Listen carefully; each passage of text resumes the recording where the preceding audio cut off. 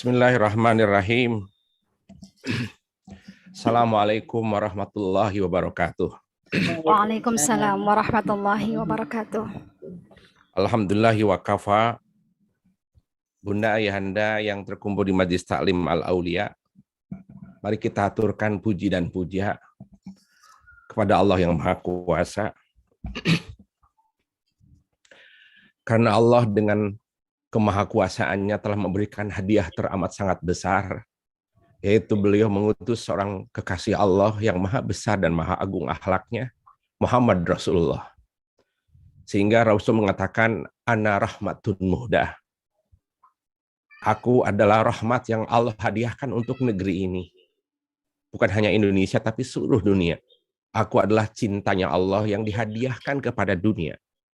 Di mana saat itu dunia dalam keadaan perang, dalam keadaan saling hasut sana-sini, saling ancam satu sama lain, saling caci maki satu sama lain. Tidak ada belahan dunia yang damai. Maka Allah menurunkan satu cinta dan rahmat. Maka beliau mengatakan rahmatun muhdah. Aku hadiahkan kepada dunia cintaku dan yang amat aku cintai, Muhammad Rasulullah. Maka kita haturkan terima kasih kepada Allah dan mengucapkan Alhamdulillahi wa kafa. Semoga puji dan puja yang telah menghadiahkan Nabi kita, junjungan kita sebagai umat Nabi Muhammad SAW. Juga tidak lupa kita haturkan ma'ala alihi wa ashabihi ahli sidqi wal wafa. Kita haturkan terima kasih kepada Kangjeng Nabi dan keluarga beliau dan sahabat-sahabat beliau yang tidak pernah berhenti memberikan contoh terbaik, memberikan teladan terbaik. Dia memberikan contoh dan bisa jadi contoh. Dia memberikan contoh dan dirinya jadi contoh. Bagaimana ngurus rumah tangga, bagaimana beribadah, bagaimana mengurus dunia, bagaimana membesarkan anak, bagaimana berbisnis, bagaimana memimpin dunia. Rasul ngasih contoh dengan total. Maka Rasul adalah teladan kita. Uswatun hasanah. Maka haturkan Allahumma sholli ala sayyidina Muhammad. Kemudian wala alihi washabihi dan kita haturkan kepada sahabat beliau yang menjadi penerus cita-citanya, menjadi penerus cintanya, menjadi penerus contoh. Sehingga kita tidak tahu bagaimana sholat Rasulullah, kita tidak tahu bagaimana rumah tangga Nabi, dan kita pun tidak tahu bagaimana kedermawanan Nabi, kecuali oleh sahabat-sahabatnya yang ditransfer kepada kita, kepada para ulama, kepada para wali. Maka Nabi mengatakan al-ulama warasatul anbiya.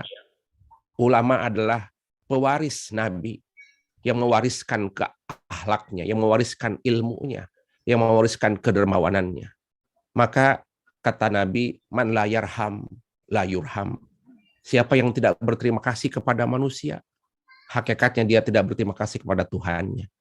Maka kita haturkan terima kasih kepada para ulama, mengaturkan terima kasih kepada para wali, mengaturkan terima kasih kepada sahabat dan wabil khusus kepada Kangjeng Nabi Muhammad Sallallahu Alaihi Wasallam. Biarkan Bunda ayahanda, hati Bunda bergejolak, kerinduan yang memuncak. Sudah 2 tahun kita tidak bisa berkunjung ke kota Madinatul Munawwarah, mengecup Hajar Aswad, masuk di Hijr Ismail, berasik membersamai sholat di raudhahnya Nabi. Sudah 2 tahun kita tidak bisa berkunjung. Namun hari ini di Majlis Taklim Aulia kita bisa memperingati hari kelahirannya. Silahkan Bunda ayahanda kita haturkan terima kasih dengan membaca salawat bersama-sama. Temanya Assalamualaikum ya Rasulullah. Rasul berjanji kepada Allah dan menyampaikan kepada kita, siapa yang menyampaikan salam kepadaku, siapa yang menyampaikan salawat untukku, man sholla alayya wajabat lahu syafaati. Siapa yang menyampaikan salam kepadaku, Allah akan mengirim 2 malaikat Bunda ayahanda. Allah akan mengirim 2 malaikat menghampiri Bunda. 2 malaikat itu apa tugasnya?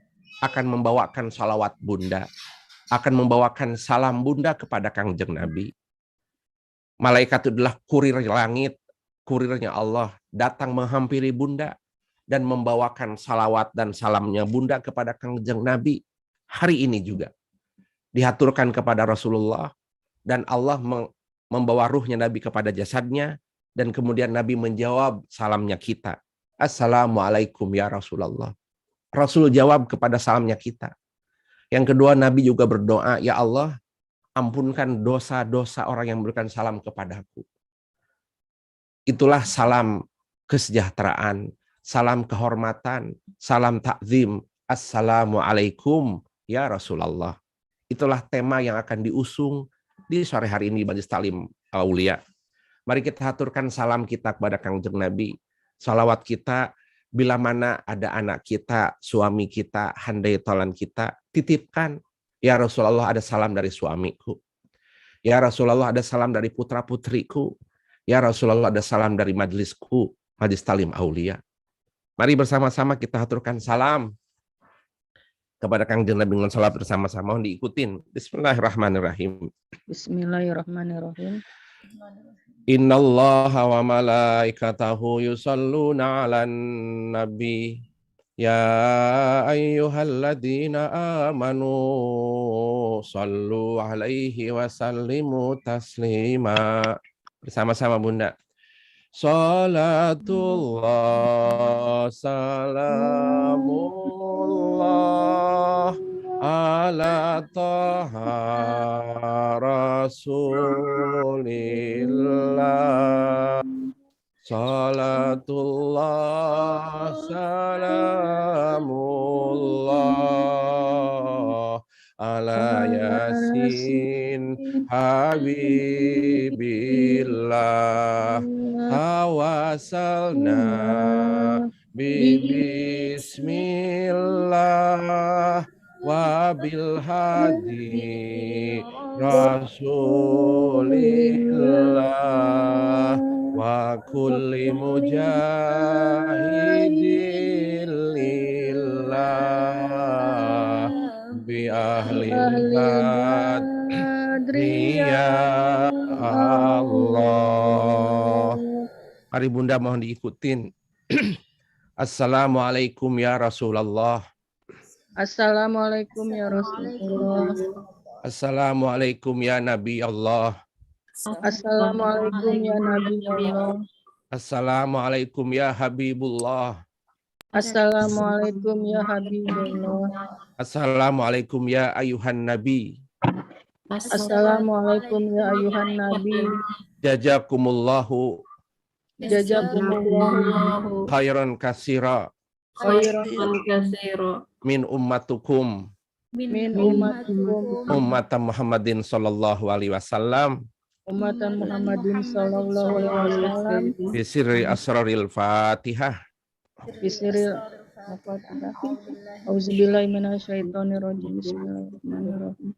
Alhamdulillahirabbil alamin. Arrahmanirrahim. Iya kan video sekali di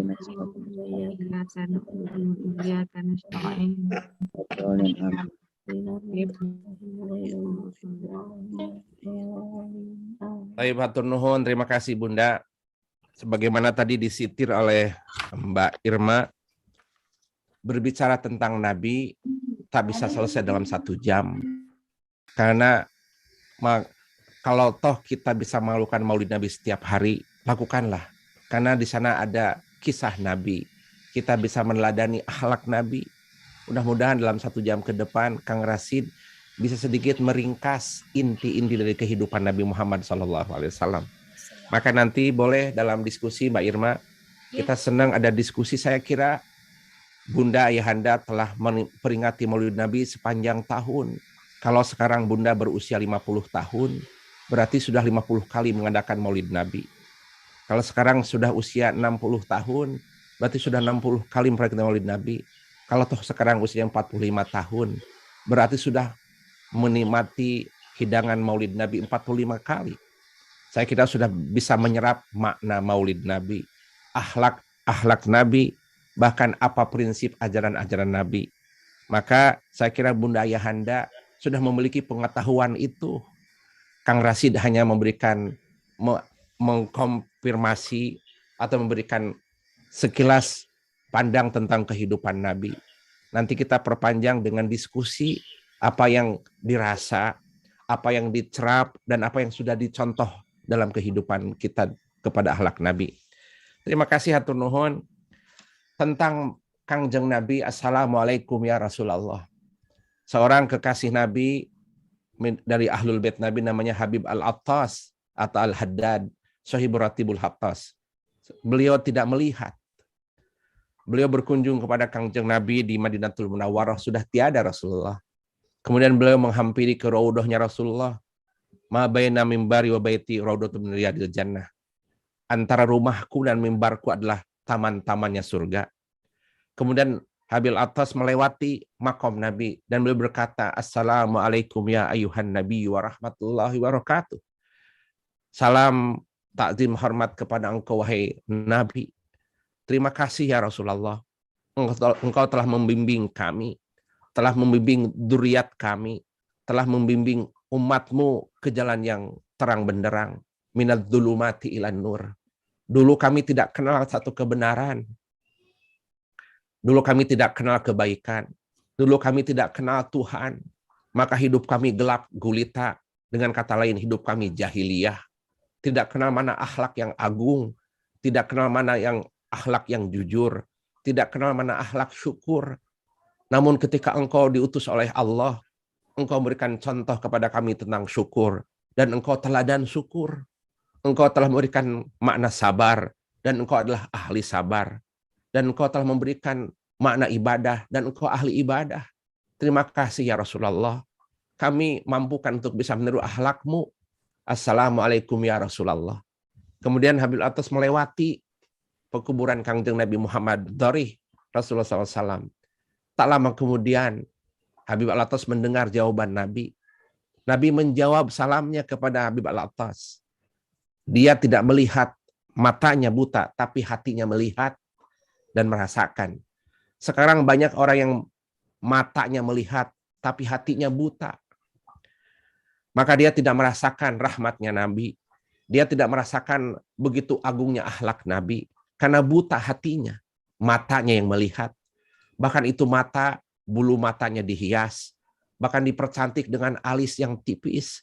Dipercantik dengan kacamata yang mahal. Frame yang mahal. Matanya yang melihat. Tapi hatinya tidak melihat. Hakikat maulid Nabi adalah membuka mata hati umatnya. Hakikat maulid Nabi adalah membuka basirah hati para umat Nabi Muhammad SAW. Itu yang pertama. Yang kedua, Bunda Ayahanda, jika kita mengucapkan salam kepada Kangjeng Nabi, Assalamualaikum ya Rasulullah.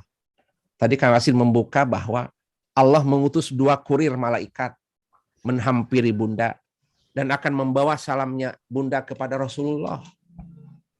Dia datang sengaja kepada kehidupan Bunda. Assalamualaikum ya Rasulullah. Ini jadi topik kita pada sore hari ini. Jangan pernah lupa untuk sampaikan salam kepada Kangjeng Nabi. Assalamualaikum ya Rasulullah. Sampaikan salam. Allah saking mencintai Nabi, mengutus 2 malaikat ke samping Bunda Ayahanda. Dan tugas malaikat itu membawakan salam Bunda kepada Rasulullah. Saking Allah ingin menyampaikan salam umatnya kepada Nabi. Kemudian Nabi menjawabnya, Assalamualaikum wahai ummati. Bahkan di akhir kehidupan, yang ia panggil bukan istrinya. Yang ia panggil bukan anak-anak familinya. Yang ia panggil adalah umatnya. Ummati, ummati, ummati. Bahkan Kangjeng Nabi memastikan kepada malaikat Jibril tentang nasib umatnya. Kalau kita saat ini sangat fokus kepada anak-anak kita, tapi lupa dengan anak orang lain. Papa, bagaimana anakku? Perutnya sudahkah diisi? Bagaimana otaknya sudah disekolahkan? Bagaimana badannya sudah dikasih baju? Bagaimana anakku? Anakku, bagaimana nasib anakku? Sekolahnya, perutnya, akalnya, badannya. Jangan sampai dia lapar, Papa, anakku itu. Bagaimana cinta sang ibu kepada anaknya yang sangat dalam. Tetapi Kangjeng Nabi di akhir kehidupannya, dia minta kepastian Bahkan malaikat Israil menawarkan, ya Rasulullah, malaikat Israil tiba kepada Nabi di satu tiang. Kalau Bunda Ayahanda berkesempatan berkunjung ke Madinatul Munawwarah, di samping Raudhah, di rumah Nabi ada sekitar 6 tiang. Dan setiap tiang itu dikasih nama. Ada tiang tamu, ada tiang taubat, namanya Ustuanah Taubat. Ada Ustuanah Wufud, dan ada Ustuanah Sarir. Tiang-tiang itu yang nempel di rumah Kangjeng Nabi itu ada nama-namanya. Salah satu tiang di tengah-tengah namanya tiang ranjang, namanya Ustuanah Sarir. Kenapa dikatakan tiang ranjang? Karena tiang itulah nempel kepada ranjangnya Kangjeng Nabi Muhammad dalam keadaan sakit. 13 hari Nabi sakit demam yang panas. Dan kemudian Kangjeng Nabi berakhir dengan meninggal dengan tanggal yang sama. Tanggal lahir dan tanggal meninggal sama, 12 Rabiul Awal. Ketika datanglah, mari kita lihat Bunda Ayahanda, bagaimana kecintaan Nabi kepada kita. Malaikat Israil tiba di satu tiang itu dan bertanya kepada Nabi. Nabi bertanya kepada malaikat Israil, ya Israil, engkau datang kepadaku tugaskah atau berziarahkah? Kemudian malaikat Israil menjawab, ya Rasulullah, wahai kekasih Allah, aku datang kepadamu bukan ziarah, tapi aku datang kepadamu adalah tugas. Sedangkan tugas malaikat Israil adalah mencabut nyawa. Kemudian malaikat Israil menyampaikan pesan Allah, wahai kekasih Allah, namun Allah menawarkan kepadamu, maukah engkau dipanjangkan umurmu sebagai nabi-nabi terdahulu? Nabi Nuh alaihi salam, Nabi Adam, Nabi Musa, yang usianya ratusan tahun sampai ribuan tahun. Maukah engkau, bahkan Allah menawarkan kepada Kangjeng Nabi untuk tambah usia. Bunda mau tahu apa jawaban Nabi kepada malaikat Israil? Tidak, wahai Israil, ila rafiqil a'la. Kangjeng Nabi dalam keadaan berbaring dan demam panas. Kemudian tangannya menengadahkan ke langit dengan jari satu melangkah ke langit. Ila rafiqil a'la. Sayyidati Fatimah, Sayyidatina Aisyah, Sayyidina Ali melihat tangan Kangjeng Nabi ke atas. Itu satu pertanda ila rafiqil a'la. Aku sudah rindu kepada teman teragungku. Ila rafiqil a'la. Aku sangat rindu kepada teman teragungku, Allah Subhanahu wa taala. Jadi Nabi tidak menerima tawaran panjang umur. Saking kerinduannya kepada Allah. Setiap hari menyebut Allah. Allahu Akbar. Setiap hari menyebut nama kekasihnya Allah Subhanahu wa taala. Namun, mari kita lihat Bunda Ayahanda. Kangjeng Nabi detik-detik terakhir, dia memastikan nasib umatnya. Kalau seorang ibu meninggal, dia memastikan, papa titip anakku. Papa titip anak kita. Tapi Kangjeng Nabi, dia tidak menyapa sanak familinya. Yang dia sapa adalah Majlis Talim Aulia, umat Nabi. Dia katakan ummati, ummati, ummati. Dan bertanya pada Jibril, ya Jibril, aku ingin tahu kepastian bagaimana nasib umatku.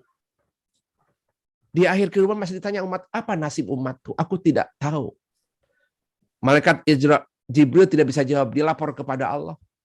Kemudian kembali lagi, ya Muhammad, umatmu, seluruh umatmu akan masuk surga lebih duluan dibanding umat-umat terdahulu. Umatmu akan masuk surga lebih awal dibanding umat-umat Nabi terdahulu. Betul, umatmu diutus di akhir zaman, sedangkan Nabi-Nabi terdahulu datang di awal zaman. Tetapi walaupun diutus di akhir zaman, tapi masuk surga di awal. Setelah Nabi mendengar itu, Nabi tenang dan tentram. Baru kembali kepada Allah, inna lillahi wa inna ilaihi raji'un. Sedalam itu cintanya Nabi kepada umatnya. Pertanyaannya Bunda Ayahanda, mana cintamu kepada Rasulullah? Mana baktimu kepada Rasulullah?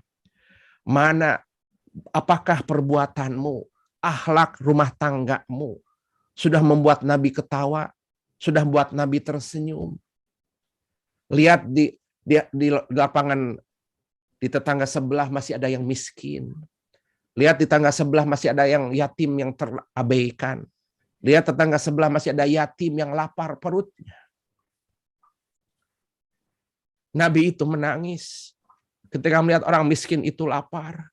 Yatim piatu tak terdampingi, tak bisa membersamainya. Sudahkah Majelis Talim Aulia membuat Nabi tersenyum dengan cara menyentuh yatim piatu, dengan cara mengenyangkan perut masakin dan pukoro? Itulah bukti hakikat Maulid Nabi Muhammad SAW. Dia sangat peduli dengan cita-cita Nabi, sangat peduli dengan apa yang menjadi concernnya Nabi Muhammad SAW. Itu hakikat yang pertama. Hakikat yang kedua, punten Bunda Ayahanda, tentang Maulid Nabi. Ya, mari kita lihat Bunda Ayahanda. Punten Mbak Irma, ada suara ya? Ya, suara saya jelas, Kak Irma? Jelas, Ustaz. Alhamdulillah. Baik, mari kita Bunda, mari kita lihat. Allah memerintahkan kita sholat. Aqimis sholah liduluki syamsi.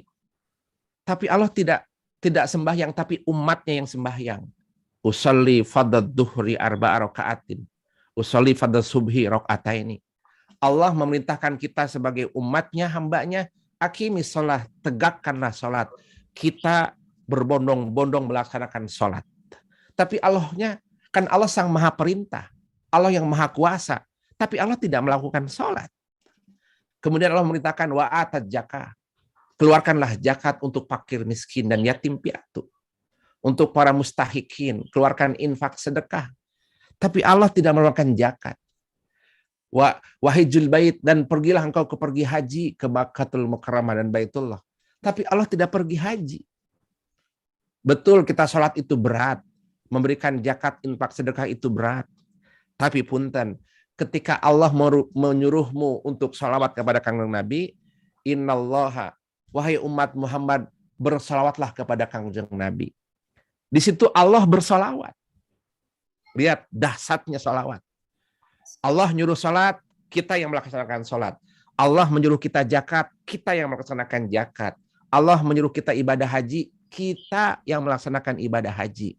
Tetapi ketika Allah menyuruh kita untuk salawat kepada Kangjeng Nabi, Allah pun ikutan bersalawat kepada Kangjeng Nabi. Mana buktinya Kang Rasid? Innallaha wa malaikatahu yusalluna 'alan nabi. Sesungguhnya Allah Subhanahu wa taala dan para malaikatnya bersalawat untuk Nabi. Ya ayyuhalladzina amanu sallu alaihi wa sallimu taslima. Wahai bunda-bunda yang beriman, Majelis Talim Aulia, mana salammu? Mana solawatmu? Allah saja sudah mengirim solawat dan salam. Para malaikat sudah kirim solawat dan salam. Mana solawat dan salammu? Ya ayyuhalladzina amanu sallu alaihi wa sallimu taslima. Maka dianjurkan jangan lupa salawat setiap hari. Maka lihat punten Bunda Ayahanda, kita memperingati hari lahir Nabi sebagai bukti cintanya. Dan kalau boleh tanya Kang Rasid, apa tanda-tanda cinta? Apa tanda-tanda cinta?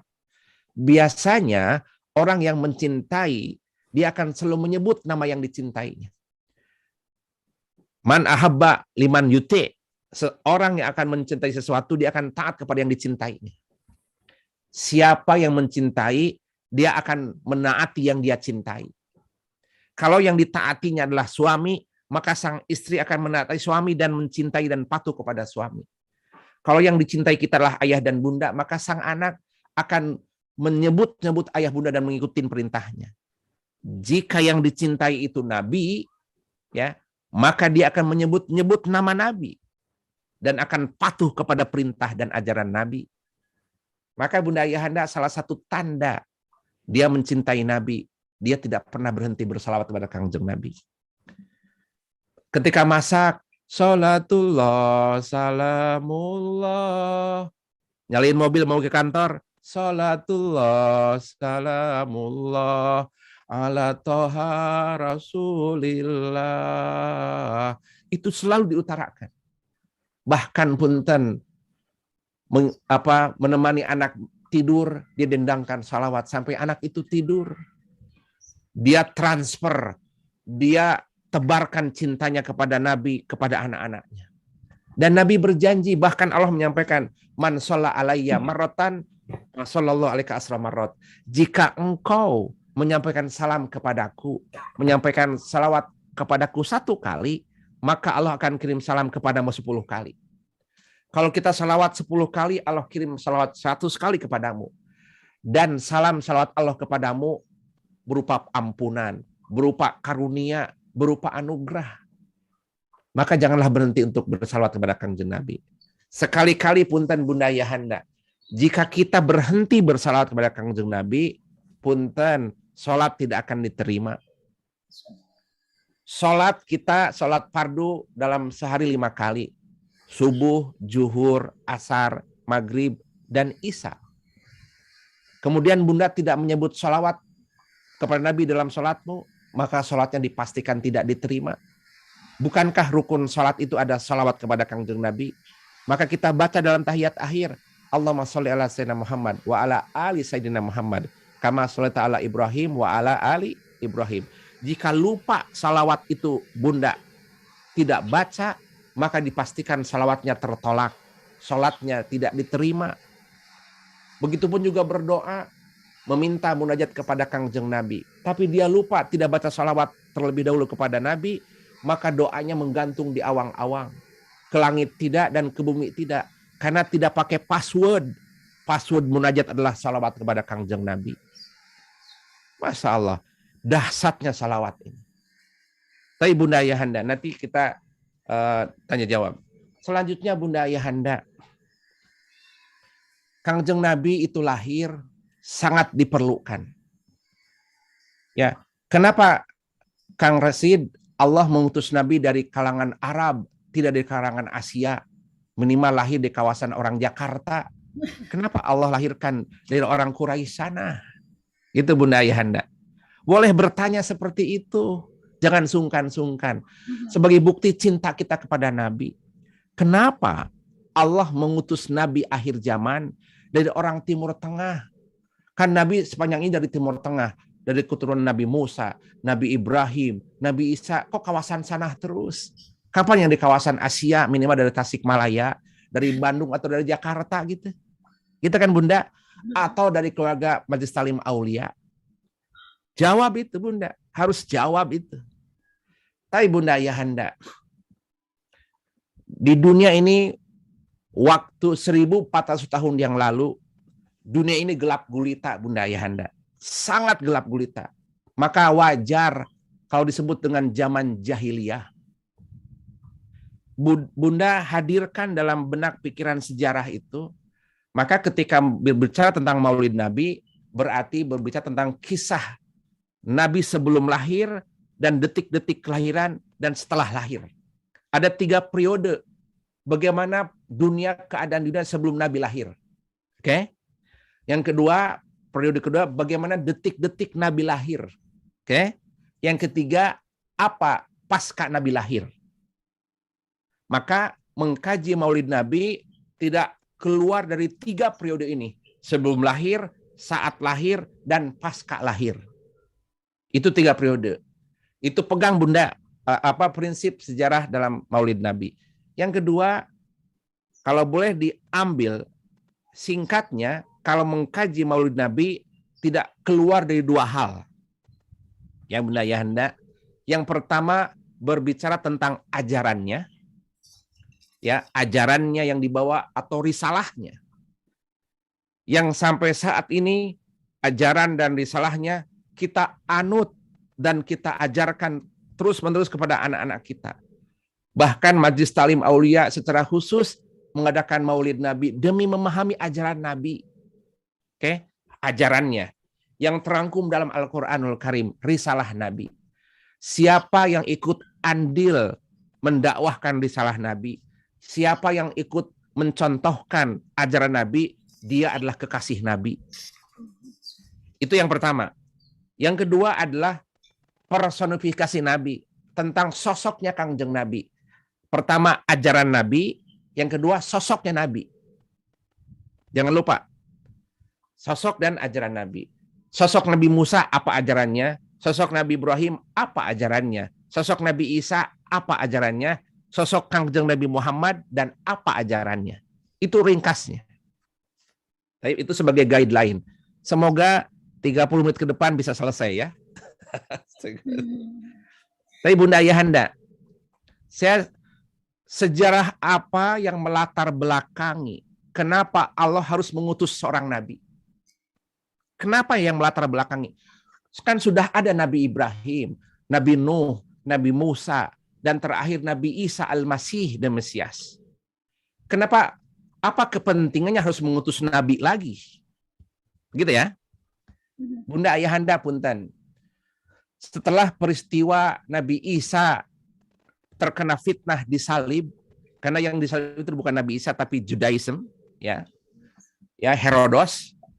Kondisi dunia hampir sudah ribuan tahun setelah Nabi Isa diangkat ke langit. Itu dunia gelap gulita. Tidak kenal kebenaran, tidak kenal Tuhan, tidak kenal mana yang jujur, mana yang baik. Itu semua gelap gulita. Jelang 500 tahun kemudian datanglah seorang Ashabul Kahfi, pimpinan Maximilianus, sehingga guanya di Jordania. Maka pada bulan Safar sering kita menulis dengan dalam piring pakai jakparon nama-nama Ashabul Kahfi, Maximilianus, ya. Mudah-mudahan Bu Jangga bisa berkunjung kepada gua beliau itu. Nah, ketika dia membawa risalahnya Isa alaihissalam, kemudian dia dibunuh dan diasingkan, maka dia hijrah ke satu gua, namanya guanya Rojim di kawasan Jordania. Setelah Ashabul Kahfi tenggelam di gua 306 tahun, dunia gelap gulita. Kepemimpinan yang dolim. Perempuan punya suami banyak. Judi menjadi keseharian, trending setiap hari. Pembunuhan menjadi viral setiap saat. Itulah potret dunia saat itu. Dan potret itu sering kita kenal dengan jahiliyah. Pastor-pastor, para pendeta, kemudian sinagog, gereja-gereja, kemudian sinagog tidak berhasil meyakinkan umatnya. Tidak berhasil mengajarkan kebenaran. Bayangkan Bunda Ayahanda, kalau hidup tidak kenal kebenaran, dia akan tersesat. Contoh, perihnya hidup kalau tidak kenal kebenaran. Contoh Bunda Ayahanda, ya. Bagaimana gereja-gereja di kawasan Jordania, sinagog di kawasan Palestina, gereja-gereja di kawasan Najran dan Yaman, itu tidak berhasil meyakinkan kebenaran. Karena mereka menganggap dirinya Tuhan. Maka gak berhasil. Sampai ribuan tahun tidak berhasil. Gelap gulita. Akhirnya dalam kondisi itu, gelap gulitanya peradaban sampai tibalah ke kota Makkatul Mukarramah. Makkah satu lembah, Wadi Nahlah. Lembah yang tidak ada tanaman. Mereka peradabannya jahiliyah. Bayangkan Bunda Ayahanda, contoh saja satu budaya. Namanya budaya perkawinan. Dalam zaman itu ada 3 jenis perkawinan. Pertama, seorang wanita naksir laki-laki. Kemudian si wanita menulis nama di pintu laki-laki itu. Saya ingin digauli olehmu hari ini. Besok dia naksir laki-laki lagi ganteng. Dia tulis nama, tempel di pintu. Saya ingin dipergauli olehmu. Jadi wanita yang berkuasa, nempel di dinding laki-laki. Kemudian setelah itu dia hamil dan lahir. Anak itu dipanggil semua yang pernah berhubungan dengan wanita itu. Dipanggil. Dan wanita yang memilihnya. Ini wajah anakku mirip dengan kamu. Ini anakmu. Bagaimana tidak hina Bunda Ayahanda? Itu adalah jenis pernikahan yang pertama. Jenis pernikahan yang kedua adalah sang perempuan punya suami banyak. Namanya poliandri. Bagaimana, bayangkan Bunda Ayahanda, jangankan nikah seperti itu, ya, nikah siri saja sudah ramai di negeri ini. Nikah tanpa MBA, married by accident, di mana akhlak kita ini? Waktu itu sudah viral nikah yang seperti itu. Di tengah-tengah gelapnya budaya itu, maka Nabi Allah harus memutuskan ini perlu diutus seorang Nabi yang membersihkan akhlak yang buruk ini. Gitu Bunda. Itu kepentingan Allah bagaimana harus mengutusnya Nabi. Karena kondisi dunia gelap gulita saat itu Bunda Ayahanda. Bahkan maaf sekali, Khalifah Umar Ibn Khattab sebelum masuk Islam, dia memiliki anak perempuan. Budaya di Timur Tengah, khususnya di kawasan Makkatul Mukarramah, di lembah Ka'bah itu, kalau punya anak perempuan, mereka itu merasakan aib. Karena pada saat itu perempuan tidak punya peranan. Perempuan itu lemah, bahkan bikin aib keluarga. Kalau punya anak laki-laki, maka dia bangga, ini penerusku. Nah, pada saat Khalifah Umar sebelum Islam memiliki anak, budaya apa yang muncul Bunda Ayahanda? Kemudian maaf sekali, Khalifah Umar membawa putrinya ke padang pasir. Dia gali pasir, kemudian itu anaknya dikubur hidup-hidup Bunda Ayahanda. Budaya yang amat sangat jahiliyah. Saya kira Bunda bisa mempotret keadaan budaya yang seperti itu. Gelisah hati ini, resah jiwa ini, bagaimana nasib anakku, bagaimana nasib suamiku dan anak-anak dan pustriku. Itu gelap gulita, tidak ada kebenaran yang dianut saat itu. Ada Tuhan, ada 3 Tuhan di Makkah, namanya Lembah 3 Putri Tuhan. Yang patungnya ada di Taif 1, yang kedua di kawasan Jeddah 1, yang ketiga di kawasan Wadi Kuded 3. Maka itu lembah sebelum Nabi hadir, mereka nyembah kepada 3 putri Tuhan. Nama 3 putri Tuhan itu namanya Latta, Uzza, Manat. Itu 3 Tuhan saat itu. Termasuk kakek beliau, Abdul Muttalib, melihat patung-patung ditempel di Ka'bah. Di Ka'bah itu ada 360 patung Bunda Ayahanda. Di rumahnya ayahnya Rasulullah, di rumah-rumah kakeknya Rasulullah dan tetangga-tetangganya, itu ada patung. Sebelum pergi, dia sujud di depan patung, minta berkahnya, pergi berbisnis. Pulang dari bisnis, sembah lagi itu patung. Itulah budaya keseharian Makkatul Mukarramah. Persis seperti di negara-negara lain yang nyembah patung. Itulah kondisi Makkatul Mukarramah saat itu. Judi. Persis sekarang ini punten Bunda Ayahanda, kalau Bunda hidup di dunia netizen, di dunia maya, sebut saja sosial media, Facebook, YouTube, Instagram, TikTok, ya, WhatsApp. Maaf Bunda Ayahanda, di sosial media itu kebenaran itu jadi semu.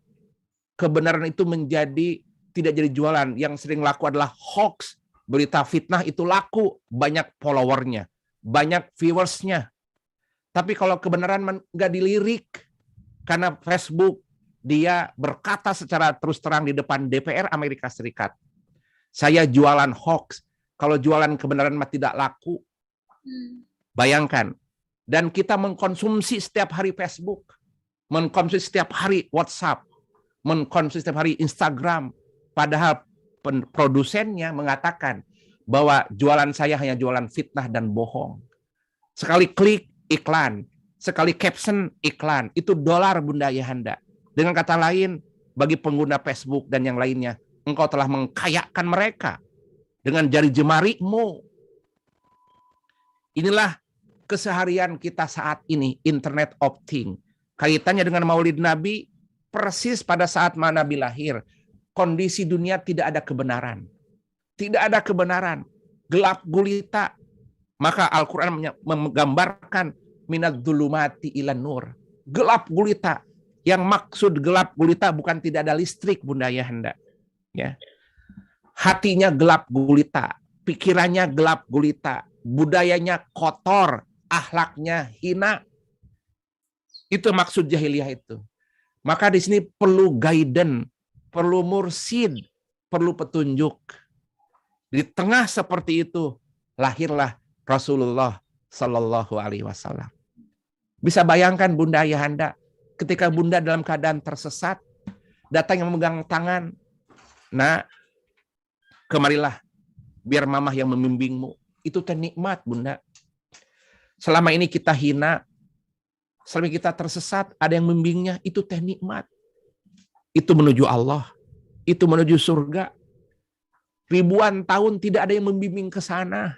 Yang ada hanya itu neraka, kemaksiatan, kemungkaran. Lahirlah Rasulullah Sallallahu Alaihi Wasallam.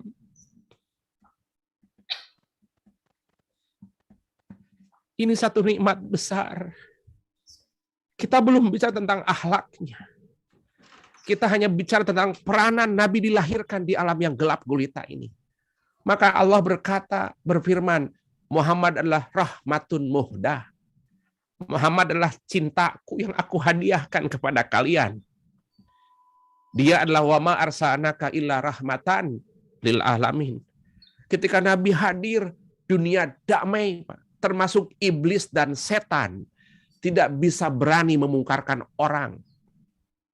Pada detik-detik Nabi lahir, iblis, syaitan itu tidak berhasil memalingkan orang. Sampai iblis berkata, kenapa kamu diam saja? Aku tidak kuasa memalingkan orang. Karena ada Nur Muhammad akan datang. Punten Bunda Ayahanda, maaf sekali. Buka dalam surat An-Najm. Di dalam Al-Quran ada satu surat namanya surat An-Najm. Apa arti An-Najm, Bunda? An-Najm itu artinya bintang gemintang. Kenapa itu surat diabadikan? Ini kisahnya. Dulu sebelum Nabi itu lahir, setan, iblis, jin ifrit, tiap detik bolak-balik ke langit, Bunda. Iblis itu bumi langit hitungan detik. Naik ke atas hitungan detik. Turun ke bawah hitungan detik. Jin iblis itu. Buat apa Kang Rasid itu jin bolak-balik ke langit? Dia pingin nguping. Kalau bahasa sekarang mah kepo gitu ya. Jadi itu Kak Irmana. Jadi iblis tuh kepo. Ada apa sih di langit itu? Jadi bolak-balik itu jin tuh. Dia nguping perbincangan Allah dan malaikat. Dalam perbincangan itu terjadilah bocor berita. Besok ada gempa bumi. Besok ada gunung meletus. Itu dengar itu iblis tuh. Jin tuh dengar perbincangan antara antara malaikat dan Allah. Dia dengar, kepo itu iblis dan setan itu. Setelah dia dengar berita itu, dia beritakan ke dukun. Dia beritakan ke peramal. Besok, maka dulu peramal-peramal, dukun-dukun itu hampir mendekati benar. Karena beritanya dari iblis, dia dengar ke atas. Besok ada gempa bumi, diramalkan. Nah, maka kebenaran itu pecah. Sehingga hati-hati orang itu, mana yang benar, mana yang baik. Persis seperti hidup di sosial media. Ini teh benar apa ini teh hoax. Jadi bingung. Apa efeknya? Viral. Tidak punya pendirian. Mana yang baik. Persis seperti itu. Orang-orang yang hidup sebelum Nabi lahir itu ambigu dan bingung. Kemana kami mengabdi, kemana kami bertuhan. Ya. Nah, ketika iblis kepo, namun punten, ketika Nabi mau lahir, 12 Rabiul Awal. Ya. Itu langit ditutup, Bunda, oleh Allah. Langit ditutup. Sampai iblis dan setan tidak bisa menembus ke atas. Ada apa ini ya? Kalau langit mau iblis, jin, setan mau kepo ke atas, ada panah bintang. Maka itu dengan najm. Dia dipanah, jatuh, dipanah, jatuh. Jadi iblis bisa nembus ke atas. Kapan itu? Sejak Nabi lahir. Maka para dukun, para peramal, itu teh bohong. Itu dahsyatnya Kangjeng Nabi Muhammad. Berefek tidak hanya membersihkan dunia dari kemusyrikan, tetapi membersihkan akhlak maksiat di hati para penduduk bumi. Maka wajar Nabi berkata, Ana innama bu'istu liutammima makarimal akhlak. Aku diutus untuk menyempurnakan akhlak. Wa ma arsalnaka illa rahmatan lil alamin. Ini baru muqaddimah Kak Irma. Masya Allah. Mudah-mudahan itu menjadi bridging. Begitu dahsyat tugas Nabi. Karena sedang kebingungan, mereka tidak tahu kebenaran. Maka datanglah Nabi, aku adalah kebenaran. Maka Nabi mengatakan bahwa Nabi itu adalah akhlaknya Quran. Wa innalah khuluqul Quran. Maka Nabi itu Al-Quran yang berjalan. Siapa yang tidak kenal Quran, dia tidak kenal kebenaran. La haula wala quwata illa billahil alil adzim. Terima kasih. Terima kasih. Alhamdulillah, Masya Allah. Ini luar biasa ya Ustadz. Ini baru mukadimah ya, tapi rasanya kok sudah dagingnya gitu. Masya Allah, memang bicara tentang Rasulullah ini nggak akan ada selesainya gitu. Baru cuplikan saja udah menarik gitu. Masya Allah, ya Allah, ya Rahman. Baik, Ustadz, mungkin kita berikan kesempatan untuk yang lain. Mungkin mungkin ada sesi yang ingin ditanyakan atau juga mungkin ada pengalaman-pengalaman menarik tentang ruhnya gitu ya, bagaimana menumbuhkan cintanya kepada Rasulullah SAW gitu. Monggo silahkan ayah, bunda-bunda semuanya, sahabat semuanya, bagi yang ingin bertanya, kami tunggu di chat mungkin atau langsung dibuka saja mikrofonnya.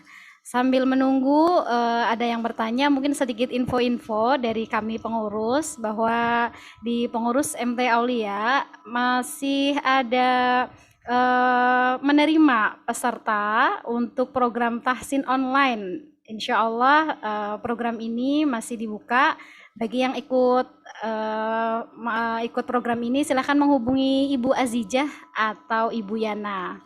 Juga ada program yang kemarin baru di launching nih Ustadz, ada TPK, Tim Pemulasaran Kesturi. Jadi MT Aulia ini sudah punya tim khusus untuk menerima, siap melayani pengurusan jenazah, insya Allah demikian. Masya Allah. Amin. Mohon doanya Ustadz ya, mudah-mudahan para Berkah, pengurus Bunda.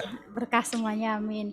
Baik, silahkan bagi yang ingin bertanya langsung kepada Ustadz Kang Randy, mangga kesempatan kali ini jangan dilewatkan. Apa saja yang mau ditanyakan mulai dari Rasulullah lahir sampai dengan wafatnya beliau. Silahkan ayah bunda yang mau dibuka langsung saja.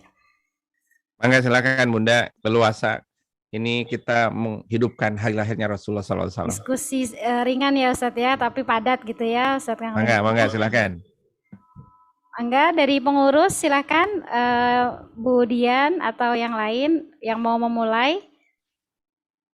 Atau ada chat yang masuk? Warahmatullahi wabarakatuh. Waalaikumsalam warahmatullahi wabarakatuh. Silakan. Apa kabar Kang Rashid? Mudah-mudahan sehat. Teh Leni juga. Sehat, Teh Dian sehat, mangga. Alhamdulillah. Kang Rashid, ini berhubung banyak ibu-ibu di sini, mohon apa ya?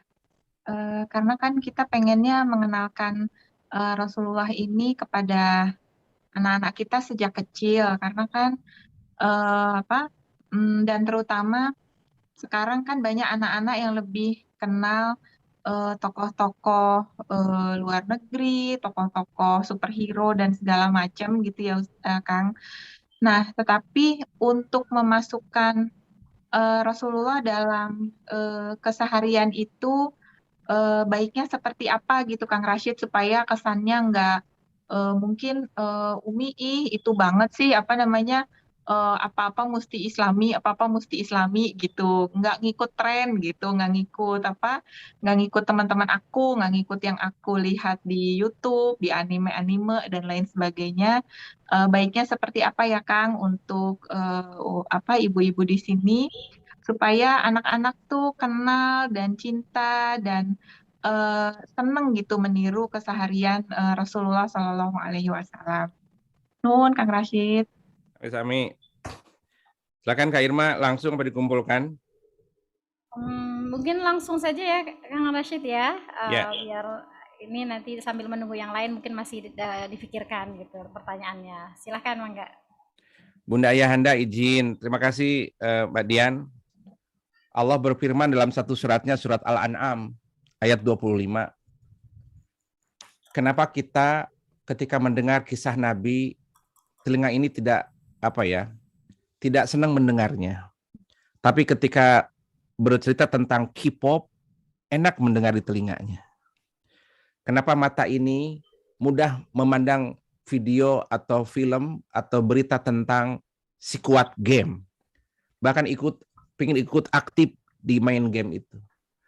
Tetapi ketika orang lewat di depan mata, buru-buru menuju ke masjid, atau orang menghidupkan maulid Nabi, nggak ada daya tariknya. Pada dia lihat dan dia mendengarnya. Saya kira bahkan orang tua memberikan contoh kisah, kemudian film, bahkan pernah dibawa di depan kubah hijau di Madinatul Munawwarah. Tapi tidak ada getarannya. Bukan berarti kita tidak berhasil, punten ya, tidak berhasil memberikan teladan kepada anak-anak kita. Di dalam surat Al-An'am ayat 25, di situ Allah menyampaikan memberikan isyarat. Wa fi adanihim waqra. Kenapa telinga mereka itu tertutup ya? Ketika mendengar satu kebenaran, dia tutup. Tapi kalau dengar tentang hoax, berita-berita viral, dia terbuka telinga itu. Padahal berita itu di Amerika Serikat jam pagi hari. Hari itu juga dia dengar. Dan dia dengar berita itu. Kenapa berita-berita yang tidak ada kaitan dengan kebenaran dia terdengar jelas, tapi ketika berita suara azan, kok tak terdengar ya? Kemudian mata ya, kemudian punten nih, dalam surat Al-Baqarah ayat 7, Allah berfirman, khatamallahu ala qulubihim wa ala sam'ihim wa ala absarihim ghishawatun walum adzabun adzim. Hati dia temaram, kabur, tidak bisa melihatnya. Ada apa sih Kang Rashid? Ya. Nah, ini semua punten sekali Bunda Ayahanda, ini buah dari perbuatan kita yang tidak mencintai kebenaran, termasuk mencintai Rasulullah. Nah, bagaimana Kang Rashid? Pertama kali punten Bunda Ayahanda harus diakui kalau supaya terjadi perubahan. Supaya terjadi perubahan, akui kesalahan diri kita. Kalau orang tidak pernah mengaku salah, maka tidak akan terjadi perubahan. Kalau sudah mengaku, ya Allah, kami memang berharap anakku bisa seperti akhlak Nabi. Tapi kenapa aku sebagai ibunya, aku sebagai papahnya, aku pun tidak berakhlak seperti akhlaknya Nabi. Kenapa aku berharap anakku seperti akhlak Nabi? Harus ayahnya dulu harus menjadi akhlak Nabi. Ibunda dulu harus jadi akhlak Nabi. Karena ayah dan bunda adalah akar. Sedangkan anak adalah buah. Lihat buah, dia akan manis rasanya karena berkat akarnya yang serabut dan dipupuk terus. Tapi kalau buahnya itu asam, periksa akarnya. Kalau anak kita asam akhlaknya, asam budi pekertinya, periksa ibu dan bapaknya. Apa yang melakukan pertama kali adalah taubat kepada Allah Subhanahu wa taala. Karena pintu taubat itu mendahirkan rahmat Allah, Bunda Ayahanda. Insya Allah salah satunya adalah dengan bersedekah, berinfak, silaturahim, membaca Al-Quran. Itu membuka tabir-tabir yang menutup telinga, tabir-tabir yang menutup mata dan hati. Kalau sudah terbuka, maka dia senang sekali. Contoh, ada seorang anak dibawa oleh ayahandanya pergi umroh Ramadan ke Makkahul Mukarramah. Anak usianya 8 tahun. Dia mau tidak mau pasti dia akan sholat ke Masjidil Haram. Dan saat itu dia dengar suara Syekh Sudes, suara yang merdu. Ternyata itu suara dia simpan di sanubarinya. Tapi tidak serta-merta suara Syekh Sudes yang merdu itu bisa memberikan perubahan. Ternyata perubahan itu baru terjadi 4 tahun kemudian. Dengan cara apa Kang Rashid? Perubahan itu muncul ketika ayah dan bundanya itu taubat kepada Allah. Ketika taubat kepada Allah, ya Allah mohon maaf, ampunkanlah kami. Maafkanlah kami Allah, belum ngasih teladan kepada anak-anak kami. Setelah 4 tahun kemudian dia berkata, ayah, aku bosan game, aku bosan PlayStation waktu itu, aku bosan itu Mobile Legend. Bawa deh handphonenya Pak, aku bosan. Terus kamu kemana nak? Pak doakan aku pengen hafal Quran. Aku pengen seperti Syekh Sudes yang waktu papa bawa aku umroh ke Makkahul Mukarramah. Itu sang ayah teriak. Jadi punten akar-akar embrio ketaatan, embrio kecintaan kepada Nabi sudah tumbuh di hati anak sebenarnya. Embrio itu sudah tumbuh, tinggal nunggu gongnya. Gong itu adalah taubatan ibu bapaknya. Dan ketika taubat ayah dan bunda, itu nyambung gong itu. Embrio itu muncul keluar dengan ucapan, Papa, aku udah bosen. Bolehkah aku hafal Quran? Saat itu juga sang ayah gembira, dia bawa ke Bogor, ya ke pesantren Al-Mubarak, 8 bulan dia sudah hafal 30 juz. Masya Allah. Bagaimana daya gugah itu berawal dari membenahi akar, dari akhlak sang ayah, akhlak sang ibu, dan titipkanlah kepada Allah. insya Allah perubahan itu muncul. Plus ditambah dia bawa ziarah ke Nabi, bawa salam kepada Kangjeng Nabi, ceritakan kisah akhlaknya Nabi. Itu dia akan membekas. Karena kita adalah seorang promotor. Everyone now, sekarang ini setiap orang adalah presenter. Saat ini, di era internet setiap orang adalah broadcaster. Setiap ibu adalah presenter. Kalau ibu setiap hari mempresentasikan makanan, jadi chef dia. Kalau ibu setiap hari mempromotorkan tentang fashion, dia menjadi desainer dia. Tapi kalau ibu setiap hari 1 jam saja mempresentasikan tentang akhlak Nabi, jadi akhlak Rasul. Jadi bagilah waktu kita menjadi promotor, kita menjadi presenter, kita jadi broadcaster akhlak Rasulullah SAW. Terima kasih Mbak Dian. Itu tips dari Kang Rashid, berawal dari bersih-bersih hati, cinta akan masuk di dalam hati. Kenapa cinta tidak masuk? Kan hatinya kotor. Dia mental. Maka bersihkan dulu hati, insya Allah cinta Nabi, embrio yang tadi langsung terinstall. Dia akan langsung running seperti anak tadi. Hatur nuhun, terima kasih. Masya Nuhun, Allah. Kang. Baik, terima kasih Mbak Dian, terima kasih Ustadz Kang Rashid, Alhamdulillah. Jadi pada intinya nggak bisa dipisahkan ya Ustadz ya, antara ibu atau peranan orang tua itu sendiri, bagaimana ketaatan kepada Allah, kecintaan kepada Rasulullah, nanti itu yang akan menjadikan Allah memberikan pertolongannya, memberikan hati kepada anak kita untuk cinta juga gitu ya Ustadz ya. Betul. Berarti PR nih buat kami sebagai orang tua ya. Masya Allah. Baik, ada pertanyaan lagi dari bunda-bunda sekalian. Silakan, bisa langsung open mic saja. Ada chat yang masuk, panitia silakan. Ada? Ya, ada. Silakan Bunda, kita Ada di diskusi ya. chat itu. Ada ya, boleh saya coba bacakan. Ini dari Ibu Rosita. Bismillahirrahmanirrahim. Assalamualaikum Ustadz. Mau Waalaikumsalam. bertanya. Yang pertama, Rasul disusui bukan oleh ibunya, tapi oleh Halimatus Sa'diyah. Kenapa ya Ustadz? Itu pertanyaan yang pertama. Dan yang kedua adalah, bisakah dilukiskan akhlak Rasul yang bisa menjadi pegangan untuk anak-anak milenial? Nah, ini mungkin tadi ada kaitannya ya sama pertanyaan Mbak Dian sebelumnya ya. Baik, mangga Kang Rashid silakan. Ya, terima kasih Bunda. Kenapa Nabi disusui oleh Sayyidatina Halimatus Sa'diyah? Ini salah satu pertanyaan sangat bagus sekali, Kak Irma, bahwa tadi nyambung dengan pertanyaan pertama Mbak Dian, bahwa salah satu membentuk karakter anak itu adalah menjadi anak yang soleh, anak yang jujur, anak yang berakhlak, anak yang sabar. Itu dibentuk oleh 4 keadaan, dibentuk oleh 4 faktor. Ini yang tadi diharapkan oleh juga Mbak Dian, oleh ibu yang bertanya saat ini. 4 faktor itu apa Bunda? Pertama adalah akhlak ayahandanya. Itu sangat menentukan. Karena DNA fitrah anak turun dari ayah. Yang kedua adalah akhlak ibundanya. Oke, Bunda Ayanda. Itu sangat tergantung akhlak ayah dan akhlak ibu. Nanti akan ketemu kenapa lahir Rasulullah. Karena ayahandanya Abdullah, ibundanya Aminah. Maka dia perpaduan antara Sayyidina Abdullah dan Sayyidatina Aminah, maka lahirlah Muhammad. Maka para ibu, para bapak, wahai para ayah, pupuklah sebagai akhlaknya Abdullah. Wahai para ibu, pupuklah empowering diri menjadi akhlak Aminah. Maka insya Allah anaknya akan Muhammad.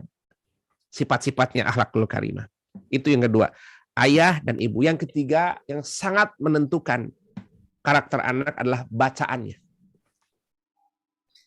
Kalau bacaannya setiap hari adalah WhatsApp, bacaan setiap hari adalah Facebook yang belum terukur kebenaran yang dibacanya, maka membentuk karakternya. Karena bacaan itu akan diserap menjadi informasi, kemudian dipraktekkan, maka akan menjelma menjadi karakter. Maka tolong Bunda Ayanda, periksa bacaan anak-anak kita. Jangan dikasih handphone tapi dia password. Ibu periksa handphonenya, periksa laptopnya, periksa iPad-nya. Karena itu adalah kalau salah membaca itu seperti racun. Bacaannya periksa. Dan yang keempat adalah lingkungannya. Majelis Talim Aulia dari sekolah Aulia, Masya Allah, ini sudah berhasil menciptakan lingkungan pendidikan yang steril. Lingkungannya. Pertanyaan ibu tadi, kenapa Kangjeng Nabi disusui oleh Sayyidatina Halimatus Sa'diyah? Karena kakek beliau Abdul Muttalib dan ibunda beliau Sayyidatina Aminah mengamankan lingkungan Rasulullah. Dia tidak mau dibesarkan di kota Makkah.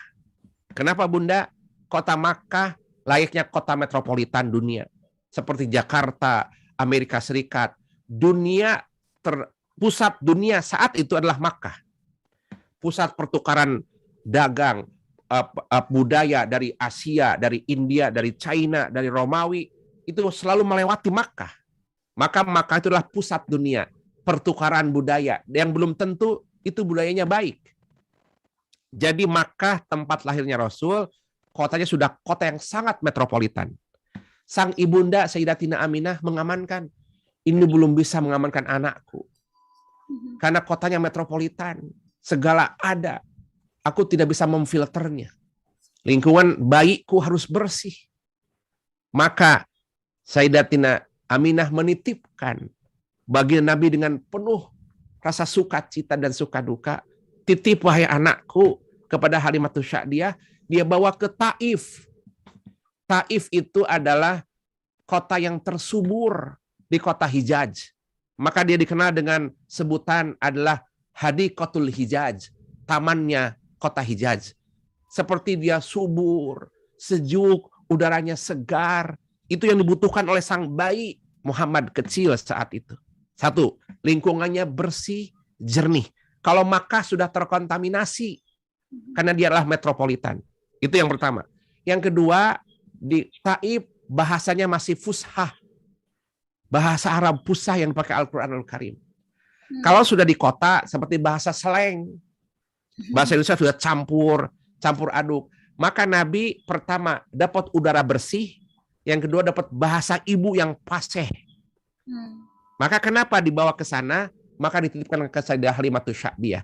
Sayyidatina Aminah di Makkahul Mukarramah melanjutkan kehidupannya. Dan pada saat itu budaya itu yang lahir dia disusukkan kepada yang lainnya sebagai maisah. Itu mengamankan lingkungan bayi, mengamankan bahasa bayi. Karena itu akan membentuk karakter anak. Itu yang pertama, ya. Apa pertanyaan berikutnya, Kak Irma? Berikutnya adalah bisakah dilukiskan akhlak Rasul Ya. untuk menjadi pegangan Satu. anak-anak milenial nih Ustaz? Salah satu karakter Nabi waktu kecil adalah dia menepati janjinya. Sebagaimana ayah dan kakeknya. Sekarang Bunda Ayahanda kita punya anak usia milenial dan zilenial. Zilenial itu 15 tahun ke bawah. Kalau milenial 15 tahun ke atas sampai 35. Milenial dan zilenial. Kalau yang aktif dengan internet disebut dengan netizen. Kalau yang tidak aktif namanya citizen, gitu ya. Citizen dan netizen. Ini bahasa-bahasa baru gitu ya. Nah, dalam pendidikan anak, usia anak yang sudah balig, dia harus kasih komitmen. Harus kasih tugas. Balignya sang anak laki-laki dikasih tanda. Balignya kalau dia mimpi jima. Atau kalau tidak mimpi jima, usia 15 tahun, itu sudah balig bagi laki-laki. Kalau bagi perempuan yang sudah balig adalah ketika haid. Atau sudah usia nginjak 9 tahun, itu sudah balig. Nah, kalau anak kita sudah masuk ke usia balig, beri dia komitmen. Beri dia komitmen. Nah, kamu sekarang sudah balig. Sholat sudah wajib. Engkau menerima mandat dari Allah. Wajib sholat, wajib puasa, ya, wajib taat. Itu mandatmu. Lakukan perintah Allah. Dan dengan ucapannya, ikrar. Siap mah, aku janji. Aku janji tidak akan meninggalkan sholat. Ibu pegang. Itu sebagai komitmen. Nabi pernah berjanji. Punten, ada satu ketika jadi sama temannya. Pertemuan di satu tempat. Ya, pertemuan. Oke, kita jumpa ya. Entah itu mau main, entah itu waktu sedang berbincang-bincang tentang juga bisnis. Sudah 8 tahun, usia 12 tahun sudah belajar bisnis Rasulullah itu. Maka dikenal dengan Al-Amin, Mr. Trust. Janji di satu tempat, 1 jam. Nabi lebih awal datang. 1 hari, 1 jam, 2 jam. Nggak datang tuh orang yang janjian sama Nabi. 1 hari nggak datang. Punten Bunda Ayahanda. Orang yang janji kepada Nabi itu lupa. Dia baru ingat di hari ketiga. Waduh, saya ingat janji sama Nabi.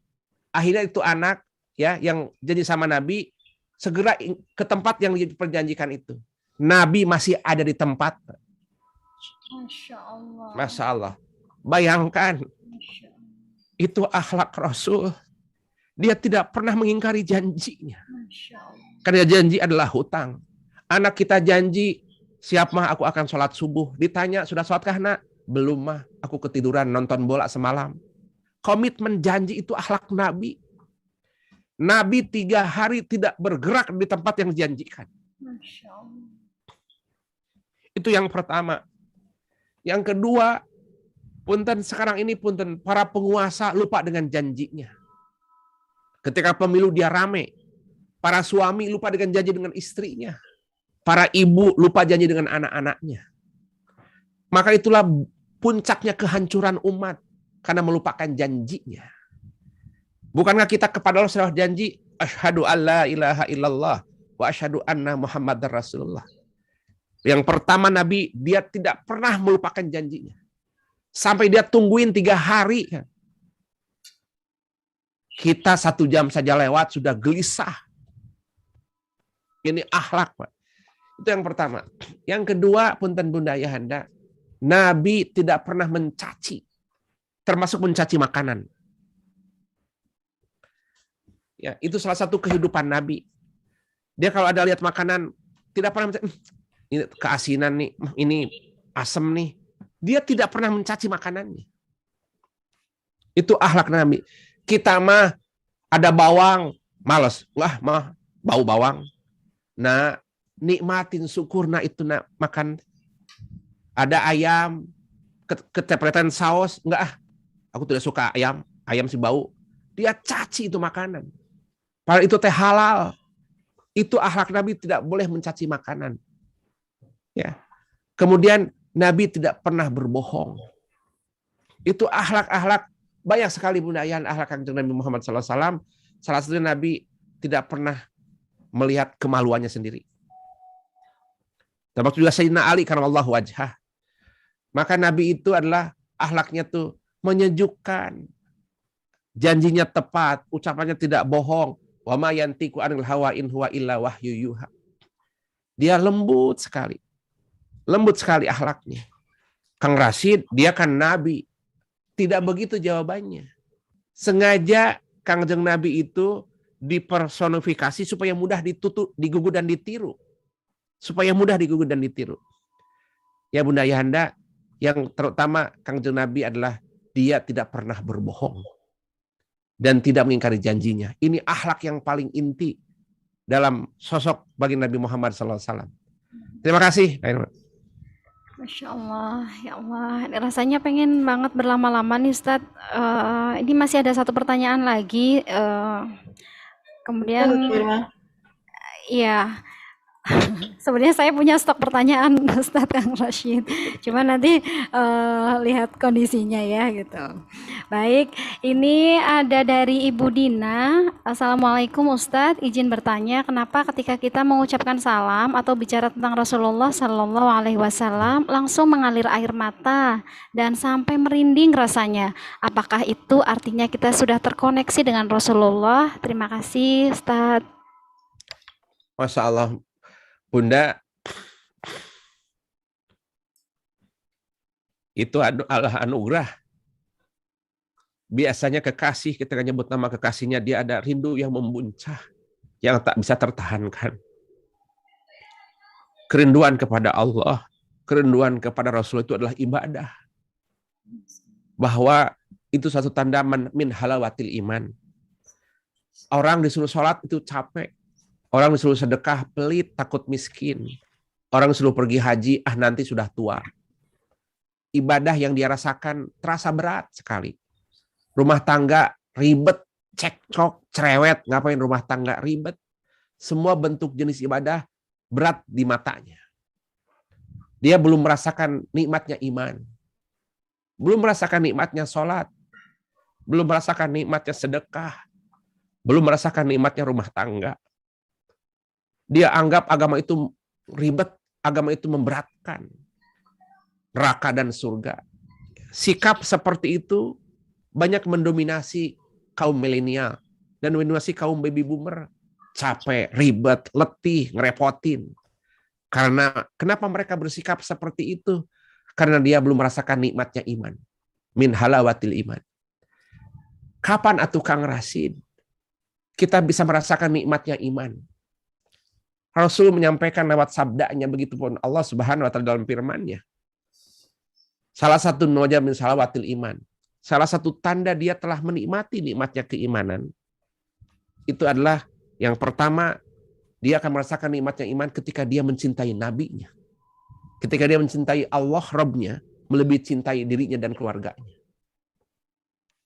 Ketika menyebut nama Nabi, dia berteteskan air mata. Itu salah satu bukti dia cinta kepada nabinya. Dan punten Bunda Ayahanda, ketika merasakan nikmatnya kerinduan kepada Rasulullah, itu jadi enak beribadah. Salat menjadi nikmat. Bersedekah menjadi mudah.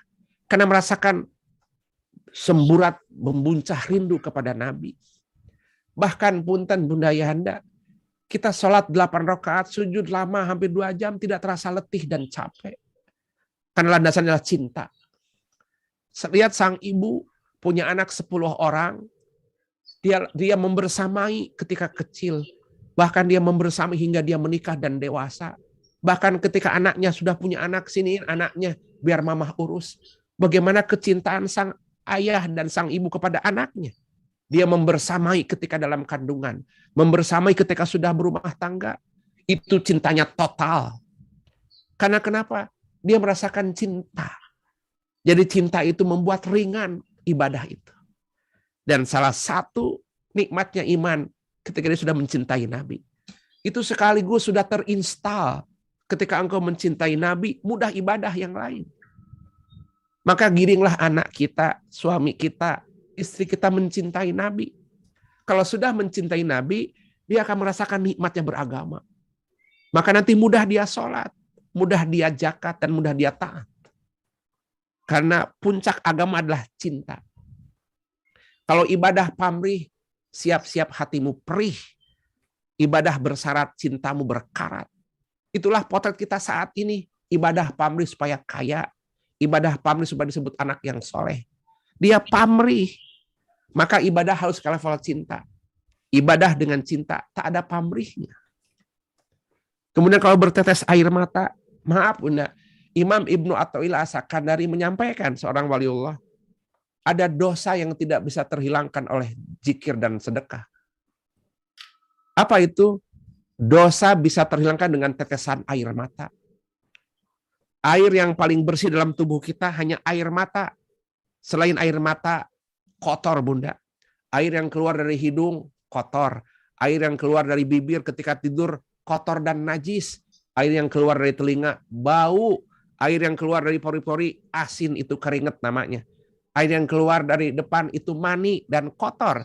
Air yang keluar belakang juga najis. Hanya satu air yang bersih, namanya air mata.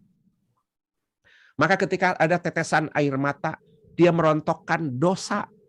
Dan kalau boleh jangan segera mengambil tisu. Usapkan air mata ke seluruh wajah.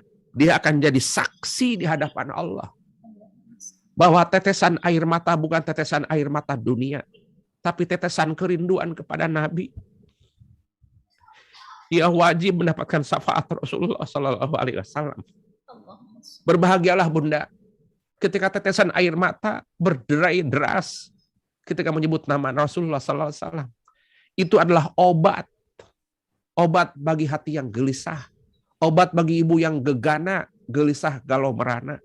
Obat bagi suami yang andilau antara dilema dan galau. Obatnya sholawat. Terima kasih Kak Irma.